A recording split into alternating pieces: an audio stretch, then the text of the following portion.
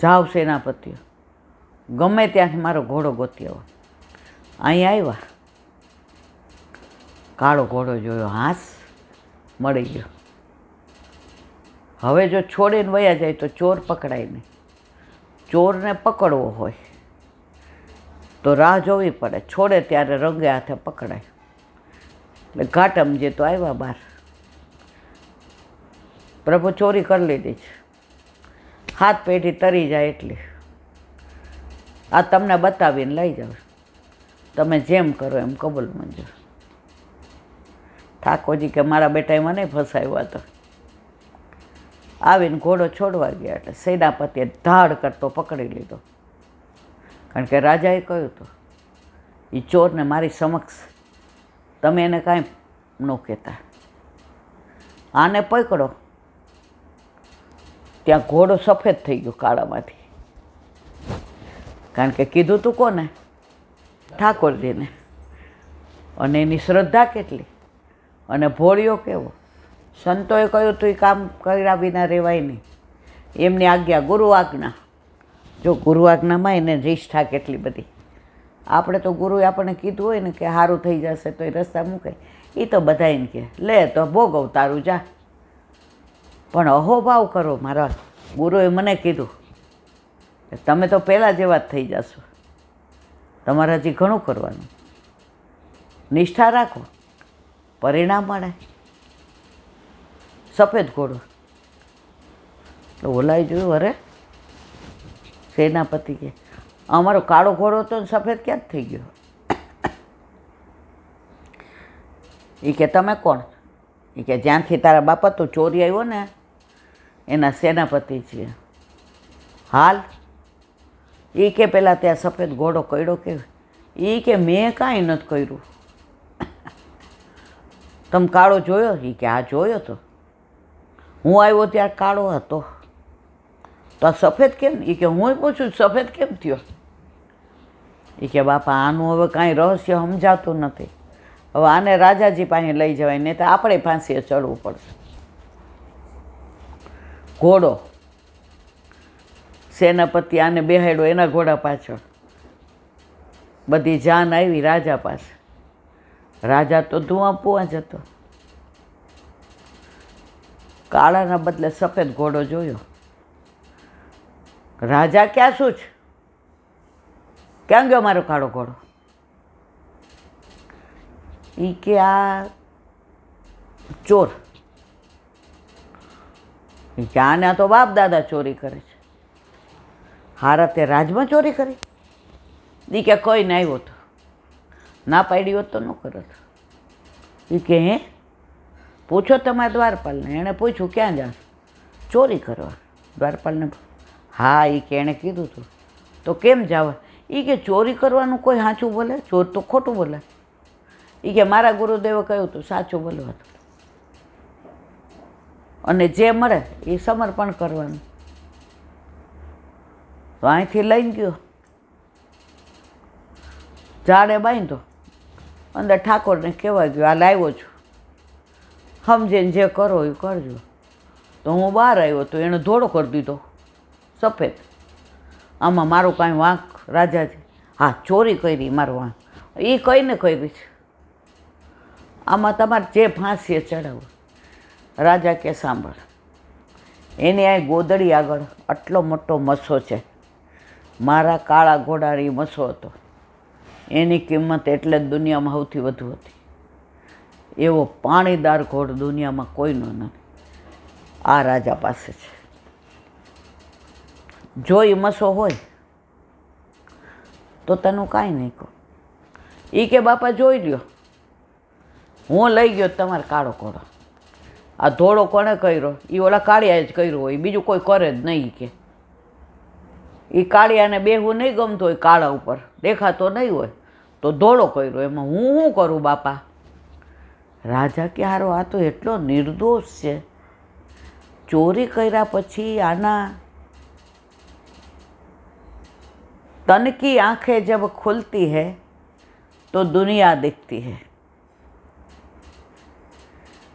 तन की आंखें जब खुलती है तो दुनिया दिखती है। लेकिन मन की आंखें जहाँ खुलती है वहाँ मोहन दिखते हैं। मन की आंखें जहाँ खुलती है वहाँ मोहन दिखते हैं। राजा કે આનું મને કાંઈ સમજાતું નથી, પણ સમજવું તો પડશે. એ કે જોઈ લ્યો ભાઈ, તમારો કાળો ને ધોળો ને હવે હું થાકી ગયો, 2 કલાકથી આની આ ધડ કરો છો મારી યારે, તમારે જે કરવું હોય કરો. રાજાએ જઈને જોયું, એ જ મસો હતો, ચમકદાર, અને એ મસાને અડ્યા એટલે ઘોડો રાજા નામ કરી ગયો કે હું ઈ જ છું. રાજા કે આ તો મારો કાળો ઘોડો છે. રાજાએ બોલાવ્યો અંદર, ચરણમાં પડી ગયો. જેના ગુરુમાં આને આવી નિષ્ઠા છે કે ચોરી કરેલા કાળા ઘોડાને એના ગુરુની નિષ્ઠા ધોળો કરી દે, તો આ મારો ગુરુ. એ કે તને મારો રાજગુરુ બનાવ્યો, જા આજથી ને તારે હવે ચોરી બંધ, તારું બધું પૂરું રાજ કરે, હવે તારે રહેવાનું રાજમાં. ઘાટમજી વિચાર કરે, ગુરુની આજ્ઞા પ્રમાણે ચોરી કરવાનું સાચું બોલ્યો. ચોરી કરીને એને સમર્પણ કરવા ગયો, એણે સ્વીકાર્યું. એણે કાળામાંથી ધોળો કર્યો મારા માટે, મને આ ચાબુક ન મારે. મારા ગુરુની આજ્ઞા મારા ઠાકોર એમાંય નહીં. હું બચી ગયો. ગુરુની આજ્ઞાની નિષ્ઠાને લીધે હું રાજગુરુ બન્યો. આ રાજગુરુ બની પાછું સંસારમાં જ મારે રહેવાનું ને. આ હીરા ને મોતી ને માણેક ને આ પરવળ ને આ સોના ને આ ચાંદી ને આ સ્ટેટસ, આ માન, પાછું 84 લક્ષ્યોની માન. મારા ગુરુની આવી નિષ્ઠા. રાજાને રાજગુરુનું બધું આપી દીધું. રાજાજી તમારો ઘણો ઘણો આભાર, હું તમારો ઋણી છું. આજથી ચોરી બંધ. મારા ઘરવાળા હવના નસીબ લઈને આવે છે. વાલિયા લૂંટારામાંથી વાલ્મીકી થઈ ગયા પછી એના ઘરનાનું બધું પૂરું કર્યું ને ઠાકોરજી. મારા ઘરના નહીં કરે. હું ભલો, મારો ઠાકોર ભલો.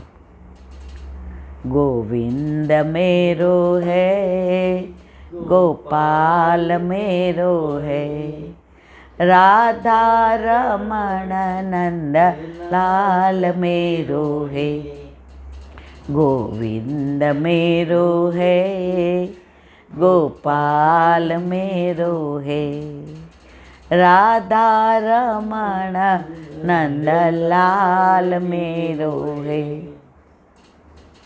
जांज पखावत લીધા. રાજાને 2 હાથ જોડ્યા. રાજાની આંખમાંથી અશ્રુ જાવ. રાજગુરુ બનાવ્યા. તમે રોકાઈ જાઓ ઘાટમદાસ. ઘાટમમાંથી થઈ ગયા ઘાટમ દાસ. તો આ વાર્તા કઈ છે? ભક્તમાલની, ઘાટમદાસની. તમને અડધું રાજ આપો. બહાર મૂકવા આવ્યા. એ મારું આખું રાજ લઈ લ્યો. હું તમે કયો ઘાટમદાસે રોકાઈ જાવ. गोविंद मेरो है, गोपाल मेरो है, राधा रमण नंदलाल मेरो. રાજા સમજી ગયા, આને હવે ઉપરની વાટ મળી ગઈ છે. હવે આ કોઈના રોક્યા રોકાશે નહીં. રાજાએ વિદાય આપી. વનમાં ચાલ્યા ગયા ઘાટમદાસ. આજની તારીખમાં જયપુર અને અજમેરની વચ્ચે ઘાટમદાસનું સ્થાન છે. અને લોકો કહે છે કે સાચી ભક્તિ હોય અને ગુરુની વચનમાં નિષ્ઠા હોય તો તમે 84 લક્ષ્યોનીમાંથી તરી જાઓ છો. એમાં કોઈ શંકાને સ્થાન નથી. જો આ બધું ભક્તમાલનું કે કોઈ વ્રજવાસી કે કોઈ ગુરુદેવને મારા વાલા. આ બધું મારું કોઈ બસની વાત નથી. આમાં જે ક્યાંય ભૂલ થઈ હોય, હા, એ આ જીવની છે, પણ આનંદ આવ્યો હોય એ મારા વલ્લભની કૃપા. મનમાં એ વિચાર આવ્યો કે આવા સંતો દ્વારા એની આજ્ઞાને પાલન કર્યું તોય તરી ગયા, તો જેને વલ્લભ જેવો ગુરુ મળી ગયો, જે સાક્ષાત પૂર્ણ પુરુષોત્તમ છે, એના વચનમાં વિશ્વાસ રાખી અને એની નિષ્ઠા રાખીએ તો આનો તો બેડો પાર થયો. મારા વાલા, આપણે ક્યાં બેડો પાર કરવો છે? આપણે તો લીલામાં જઈએ અને ત્યાં આપણો અંગીકાર વલ્લભ કરાવે. આનાથી બીજું કાંઈ જોઈતું નથી. બોલો વલ્લભ હરિરાય મહાપ્રભુજી.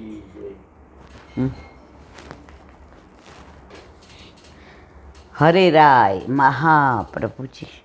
વલ્લભ સાખી અડસન. મન પંછી તન ઉડી લગો વસો વાસનામાં પ્રેમ વાજ કે ઝપટી में जब लग आयो नाय श्री वल्लभ जब लग आयो ना. મન પંછી ઉડી લગો વસો વાસનામાંય.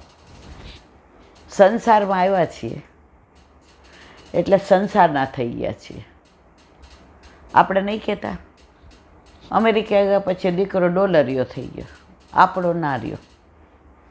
એ ભૂલી ગયો મારી માએ કેવી રીતે ઉછેર્યો, કેવી રીતે મોટો કર્યો. પોતે ભૂખી રહીને મને ખવડાવ્યું. મને ભણાવવા માટે એણે કેટલી લોનો લીધી, પોતાના દાગીના ગીરવે મૂક્યા મને મોકલવા માટે. બધું ભૂલી ગયો. તો આપણને ઠાકોરજીએ સંસારમાં મોકલા, બધું ભૂલી ગયા કે ઠાકોરજીએ કીધું તું સંસારમાં રહેજે, તું તારે સંસાર ભોગવજે, પણ મને ભૂલતો નહીં. આપણે અમેરિકા મોકલો, બેટા તને ત્યાંનો વાયરો ન વાવ્યો, તને રંગ ન લાગી જાય. એ દેશ યવનોનો છો ભાઈ. મા બાપે પેટે પાટા બાંધીને તને ભણાવીને મોકલો છે, તું મા બાપને ભૂલી ન જાતો. એ જ વસ્તુ થઈ. એ આપણે અલૌકિકમાં કરી. ઠાકોરજીએ સમજાવીને મોકલા હતા, 3 વાર ભજન કરજે, 1 વાર ભોજન કરજે. આપણે કીધું 3 વાર ભોજન ને 1 વાર ભજન. આપણે સમજવામાં લુચ્ચા એટલી ભૂલ કરી. ઠાકોરજી કે કાંઈ નહીં, જીવ મારો છે ને, 3 વાર ભોજન ભલે કરે, 1 વાર તો ભજન કરે છે. આપણો દીકરો ગયો હોય, આપણો બર્થડે હોય, આપણે સવારના રાહ જોતા હોય, બધાયના ફોન આવ્યા, મારા દીકરાનો ન આવ્યો. ભલે ત્યાં ગયા પછી એણે 1-2 રૂપિયાની પિન માથાની આપણા માટે ન મોકલી હોય. આપણે અહીંયા કેમ રહ્યા, આપણે આ કેમ બધું કર્યું, આપણે જાણતા હોઈએ, પણ આપણા દીકરાને, આપણા વહુને, આપણા પૌત્રને એક બર્થડેનો ફોન કરવાનો ટાઈમ ન મળે. એ જ વસ્તુ આપણે અલૌકિકમાં કરીએ છીએ. આપણે આવ્યા પછી આપણે ફોન કરીએ ઠાકોરજીને. ફોન એટલે શું?